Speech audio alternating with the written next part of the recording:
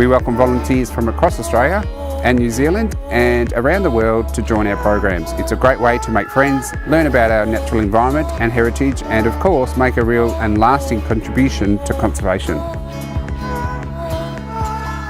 From a volunteer's point of view, a typical day would be 8 AM arrival at whatever office they were working out of. We'd head out to project site, wherever that would be, meet up generally with the project partner, and we'd go through a site briefing for what the objectives were for the day. We'd go through risk assessment, and then we'd head out and get on the project. They're well organised, the team leaders are very knowledgeable, and you get a chance to get out and get to see some of our great countryside. There's a variety of different projects to assist with.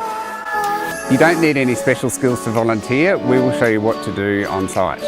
It is important, however, to wear appropriate clothing. We recommend you wear long sleeve shirts, enclosed shoes, long pants and a hat, and we will provide you with a vest.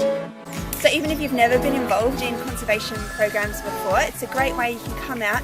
You're always with an experienced team leader that's going to take great care of you while you're out here in the environment and explain what you're doing. As a team leader, I take my volunteers out to do a range of activities, from weeding to flora and fauna surveys, to marine debris surveys, to tree planting.